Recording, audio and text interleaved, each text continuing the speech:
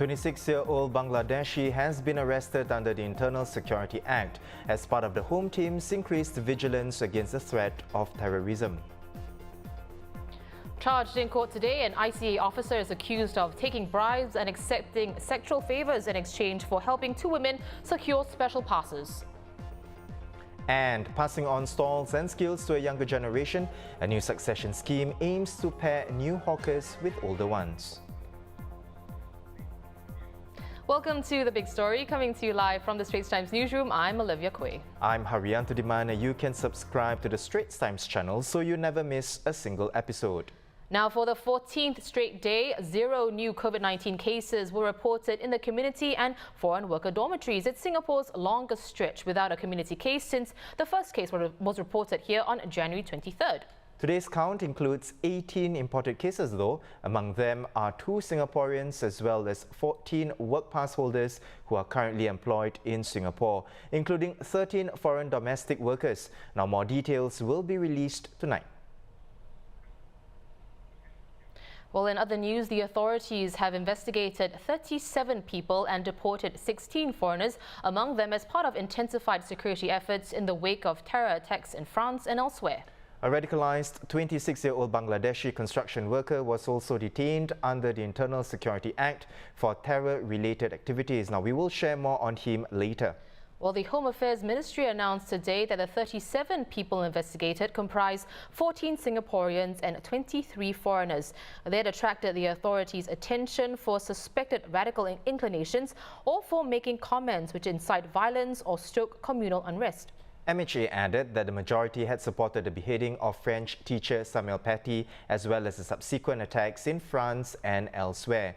They had also incited violence against France or French President Emmanuel Macron for the French government's defense of the Charlie Hebdo cartoons, while a few had made derogatory remarks against Muslims. Well, speaking at a religious rehabilitation group seminar today, Home Affairs and Law Minister K. Shanmugam said as a secular government, it is neutral in treatment of all religions, but it also does not allow any religious group to be attacked or insulted by anybody else, whether majority or minority. The 14 Singaporeans comprise 10 males and 4 females between 19 and 62 years old. Investigations into them are ongoing. As for the 23 foreigners, 16 were deported after the Internal Security Department completed investigations on them. The 16 comprise a Malaysian and 15 Bangladeshis, most of whom were working in the construction industry. Investigations into the remaining 7 foreigners are ongoing. Now let's go back to the radicalized Bangladeshi who's being detained. This is 26-year-old Bangladeshi Ahmed Faisal. Now earlier this month, Faisal was arrested under the Internal Security Act after investigations into his terrorism-related activities.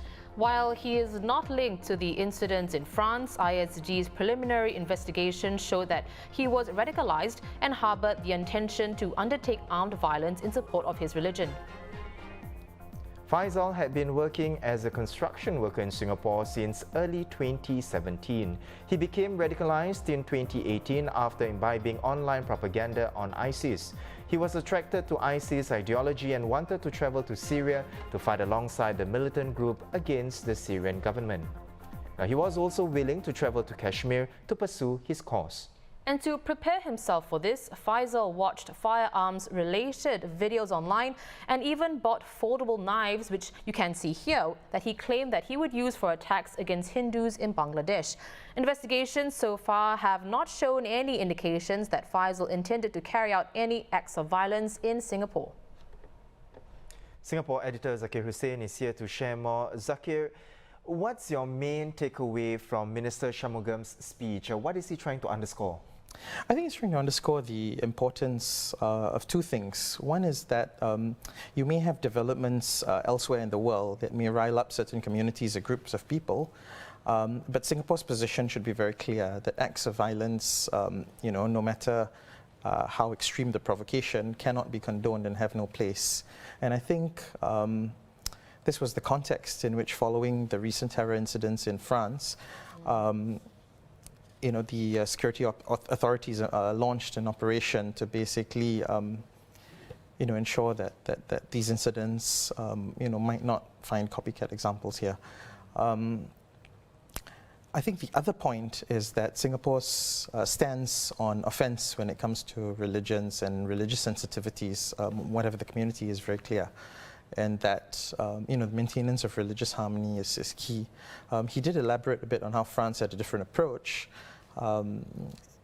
in the case of the cartoons, for instance, right? And his position was that if these cartoons had been put up in Singapore, I think the authorities would have told them to, told the person behind it to take them down, and if they didn't, he would be arrested. And I think Singapore is very clear on these two positions. Well, we also know that 37 individuals who are being investigated. 14 are Singaporeans and 23 are foreigners. That's right. So, Zakir, what are you observing in terms of trends? Are the numbers of radicalized individuals growing? Are there more foreigners? Are there more locals? I think it's hard to pin down, any specific trends. I think radicalization, could affect anyone, and I think the age profile of the 14 Singaporeans who were investigated, 10 men, 4 women. Their ages range between 19 and 62. Many of them had just made social media postings that incited violence or had the potential of stoking communal unrest. And some of them had even made comments that were derogatory towards Muslims, right? So in a way, I think no clear pattern, except that they were all active on social media and I think were responding to developments elsewhere.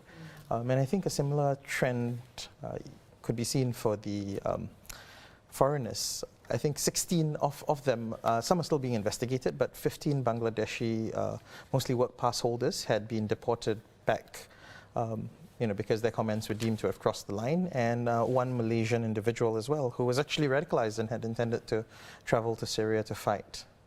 Right. On that note as well, Zakir, what about patterns of these profiles? Are we seeing some sort of similarities that make people more vulnerable, for example? One assumption is that during COVID-19 and the circuit breaker, with more people working from home and gatherings minimized, a lot of people have been spending more time on social media. And I think especially in the case of many of the construction workers, I think we can surmise that because many of them could not work for several months, I think when you start spending time on social media and the messages and news feeds you get tend to be those you are familiar with. And I think at a time when all these developments were taking place and making headlines back home in Bangladesh and elsewhere around the world, it might have been easy for these workers to kind of see the material and perhaps get influenced, and if they feel angry, to start sharing and reposting some of these messages. And I think, sharing or actively sharing or reposting or encouraging others to kind of view some of these incendiary and inflammatory postings also constitutes, action that would justify investigations into you. Right. Well, Zakir, are you able to share more on how the home team catches these terrorism threats? Well, I think we've put the questions in. They didn't stay explicitly, and I think in some of these cases, for operational reasons, they wouldn't go into how they operationally detect some of these threats. But I would surmise that some of them might have been reported by friends or acquaintances, and I think in other cases, because they'd been posting fairly openly, perhaps their messages would have been caught out. I think in the case of one of the individuals, the 26-year-old Bangladeshi worker who'd been here for 3 years, his posts did not have anything to do with the attacks in France specifically. But MHA tellingly said that he had actually been quite skillful in creating fictitious accounts and actually posting comments, sharing propaganda on armed violence using these different accounts. Well, thank you so much for sharing more light on this topic, Zakir. We've been speaking to Singapore editor at the Straits Times, Zakir Hussain. You can read all about this story at straitstimes.com.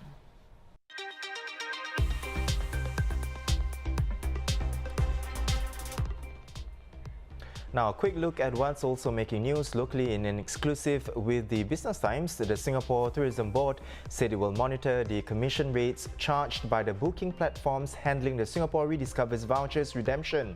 STB will also penalise errant platforms.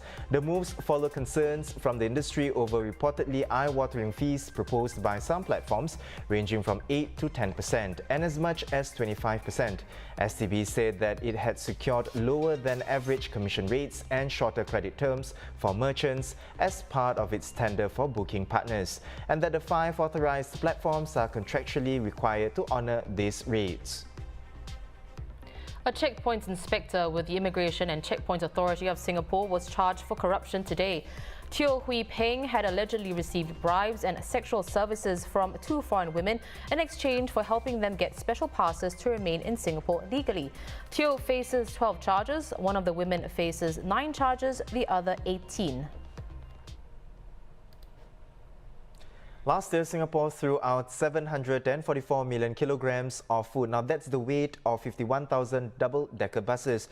Given that we love our food here, why does so much of it end up in the trash? Well, in partnership with DBS, the Sunday Times tackles the multi-million-dollar issue of food waste in a 6-part series to understand our scale of food waste in Singapore and the efforts to tackle it by businesses, communities and individuals. Here's more.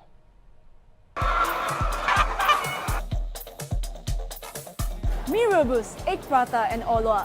Eggs are found everywhere in the Singaporean diet, and the numbers don't lie. Last year, Singapore ate close to 2 billion eggs. That's about 1 egg per person per day. Eggs are not the only problem. Huge amounts of fish, meat, vegetables and fruit, even rice and bread also meet the same fate. For a nation of food lovers, Singapore has been wasting more and more in the past decade. Last year, consumers, businesses and producers threw out 744 million kilograms of food, the weight of about 51,000 double-decker buses.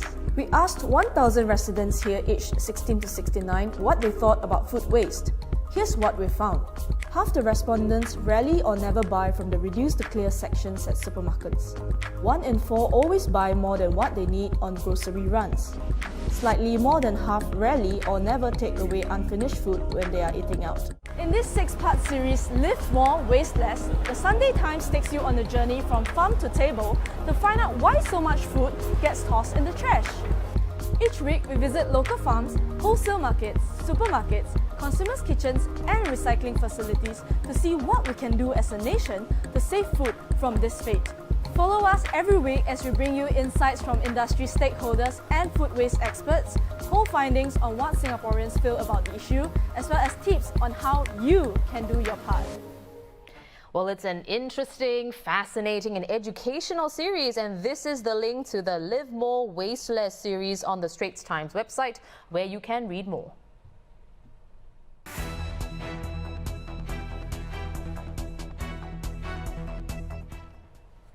Now, did you know the median age for hawkers is currently 59 years old? Now, those who wish to retire soon and are non-subsidized can now pass on their stalls to non-relatives under a new scheme. Previously, these veteran hawkers were only allowed to pass on their stalls to relatives and family members. Multimedia journalist Renee Poh has more. Aspiring hawkers can learn how to perfect hawker dishes from retiring hawkers through a new hawkers succession scheme to be piloted in the first quarter of next year. The National Environment Agency will match retiring hawkers with new entrants so that their recipes and culinary skills can be passed on, while allowing them to mentor new hawkers on how to best manage their stalls. The plan for now is for the succession scheme to help those who have at least 15 years of experience operating their hawker businesses in hawker centres. There are many veteran hawkers who have toiled over hot stoves and blood and sweat for many years, but they have no one to impart or hand over their brand and their recipes to. So we felt that this was something that it's notable, and we all, as Singaporeans, we all love good food. And it would be such a waste if some of these recipes or good food disappears from our hawker scene.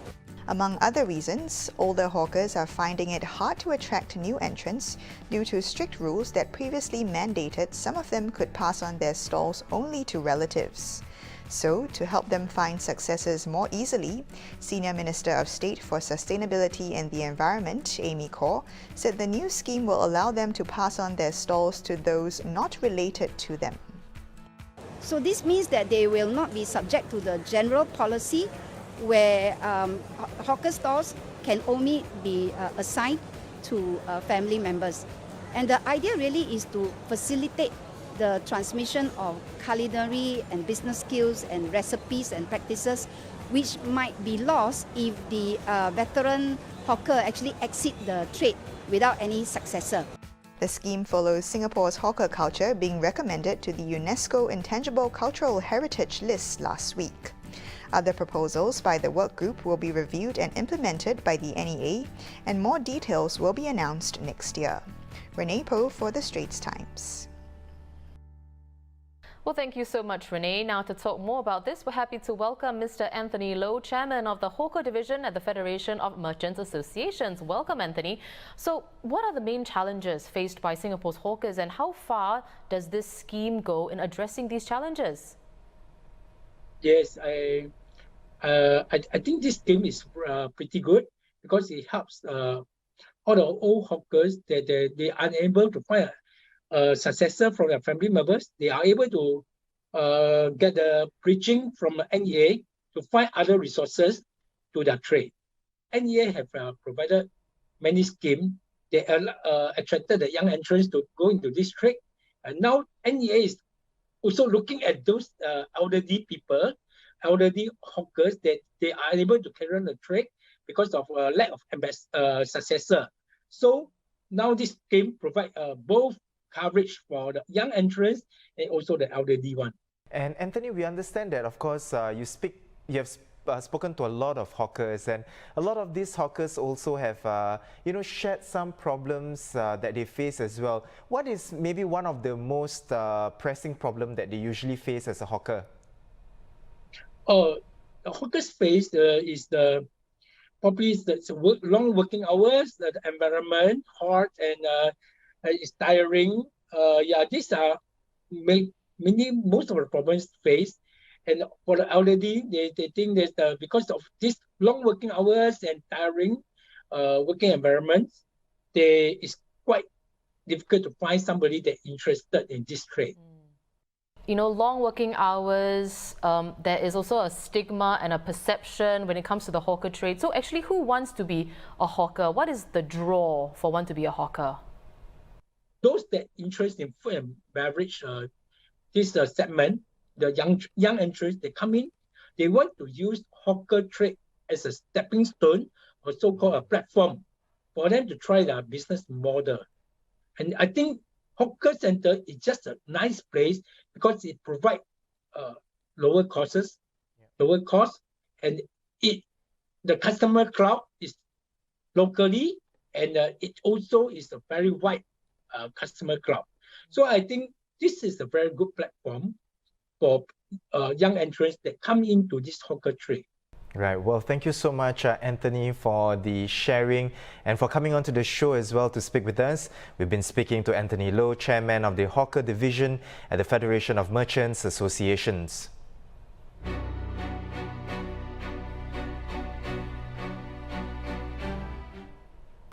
In global news, Hong Kong is set to close more premises even as it orders mandatory testing for people who this month have been to 7 more dance studios. These part of control measures in light of the latest outbreak initially linked to 14 studios. The dance studio cluster has ballooned to 132 patients. Speaking ahead of her Executive Council meeting, Chief Executive Carrie Lam said the cluster outbreak is worrying and the government will move to close certain premises. Details will be announced later today.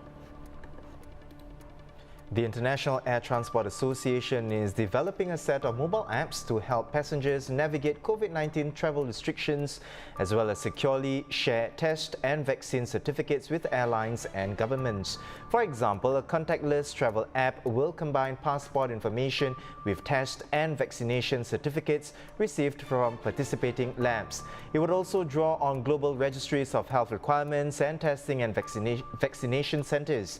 The association plans to pilot the Travel Pass platform by year-end and deploy it for Android and Apple iOS phones in the first half of next year. Well, meanwhile, from December 15th, England will allow passengers arriving from high-risk countries to take a COVID-19 test after 5 days of quarantine, and they can be released from any further self-isolation if they test negative. Those who decide not to take the test will still be required to self-isolate for 14 days. The new scheme will be open to all passengers arriving from countries not featured on the government's safe travel list, like France, Italy, Spain, and a number of other major destinations usually favoured by British tourists. People wishing to take advantage of the scheme will have to book a test with a private provider from a government-approved list. They will also have to pay for their test. US President Donald Trump has finally allowed officials to proceed with the transition to President-elect Joe Biden.